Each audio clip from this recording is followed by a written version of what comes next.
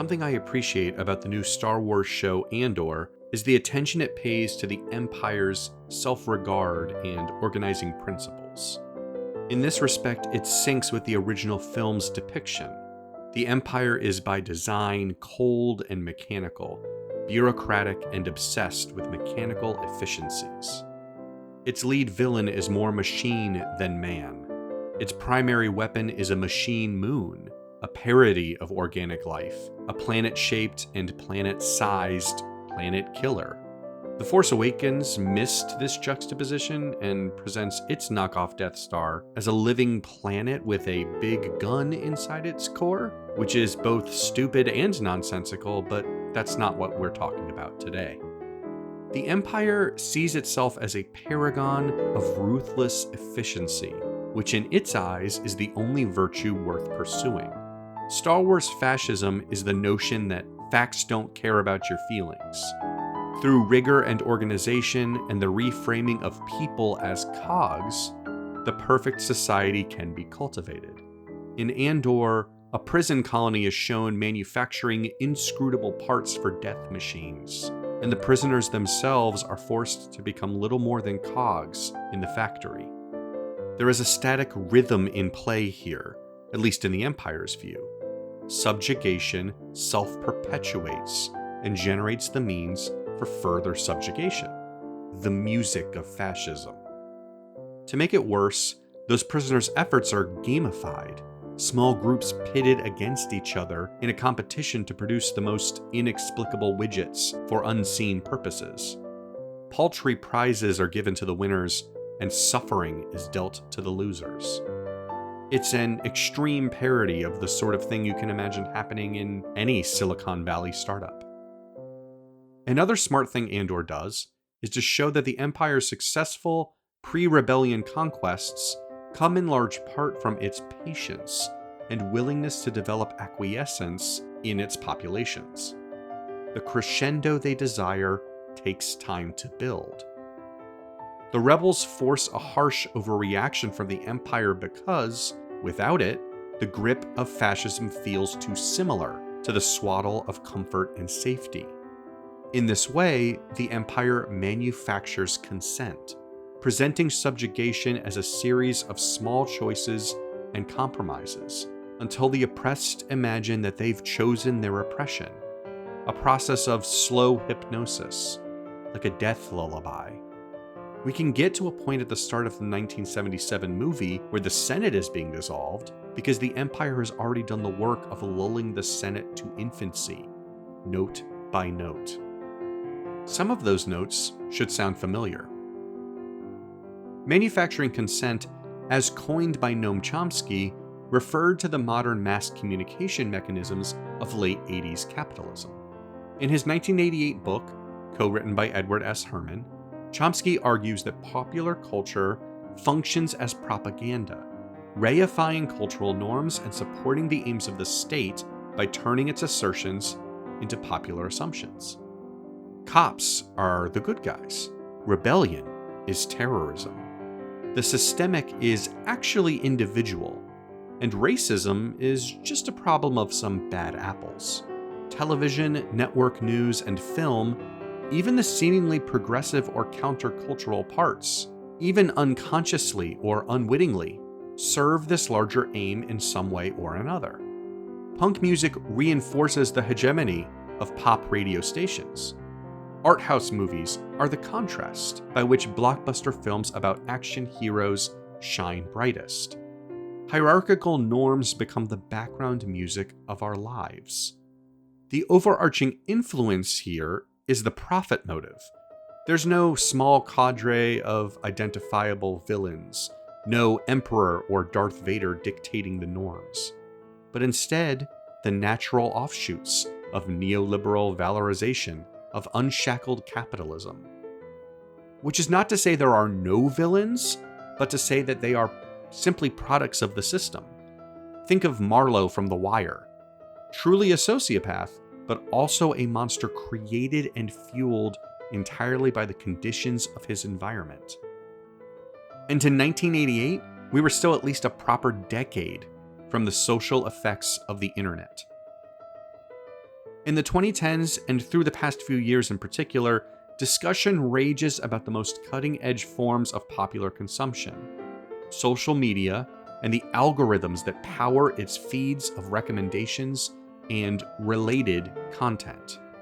Writers have tackled the subject of algorithmic bias for years now.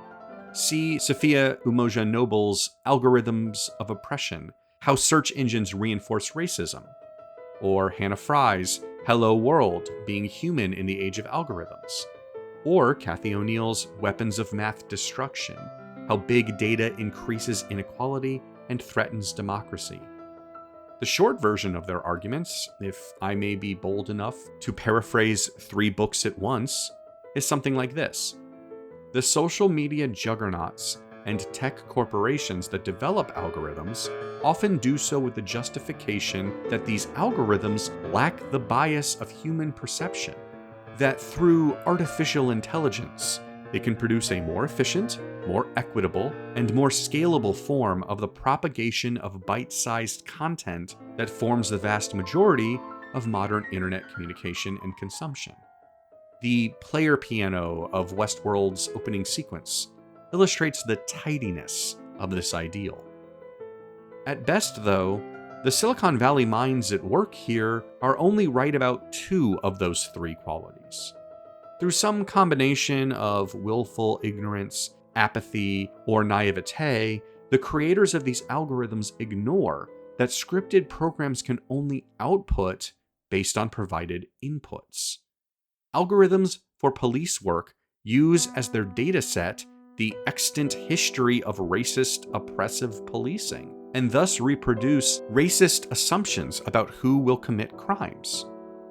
AI-generated art barely rises beyond the level of half-clever plagiarism, because the artist is not interpreting anything or presenting an individual vision, but is instead throwing blobs of uncomprehended visual data into a watercolor stew of weird eyes and muddy limbs best used for dumb jokes.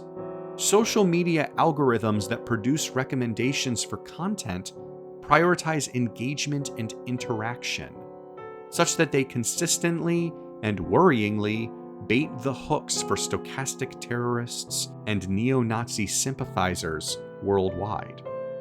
Like the profit motive before and alongside it, engagement is an inhuman and abstract enough concept to manufacture and reinforce the worst parts of human nature.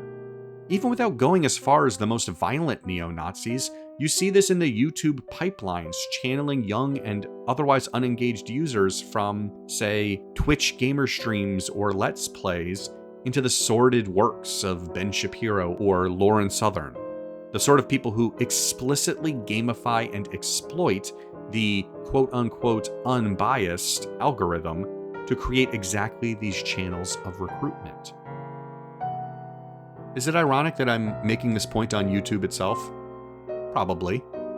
I have myself avoided the truly nightmarish funnels of the modern internet as best as I can. My Twitter feed, assuming Twitter still exists when this video is published, has been curated down to a knife's edge, to the point where I usually have to proactively hunt to find out what horrible thing the people I follow are responding to on any given day. I barely use Facebook anymore, but when I do, I see anodyne photos of friends' children, and no off-the-handle posts about Pizzagate or skepticism about the Jewish people, because I dutifully hit the ignore button on anyone who might even approach that level of off-putting engagement. Yet even in this thin bubble of my own creation, I find myself under the hypnotic spell of algorithmic suggestion, or else jarred by the surge of unfamiliar notes. My recommended YouTube videos mix clips from television shows I watched years ago, reaction videos to things I care about only in passing, and the occasional H-Bomber Guy video once every lunar eclipse when he actually releases something, alongside occasional recommendations to horrible, toxic nonsense that I apparently can never fully purge. Turns out that if you watch videos about communities with grotesquerie in their nature, that grotesquerie makes its way to your doorstep once in a while. And as I said, I persistently hunt to understand the latest backlash on Twitter, dumping my head right into the toilet of whatever virulent, hateful scream into the void has riled up the people I actually respect. Engagement finds you even when you're trying to cover your ears, because today's internet is manufactured by, and itself manufactures, only engagement. Content, content, content, consent. We are grist for the mill, and so is anything we create. The music thumps, even under the feet of the deaf. Art can feel pointless in this context. It can also feel wholly co-opted by the machine. Andor, though, gives me some slight hope, and also some reason to persist. Even in the most sanded down, elevator music smooth of intellectual properties, even in the most market-tested and algorithmically driven of corporate enterprises, you can still find true and sharp observations about the nature of reality, the faceless horror of unfettered post-human ambitions, and the need for empathy and collective action. It's like jazz, to finally stretch this metaphor to its breaking point. You have to search for the notes that aren't being played.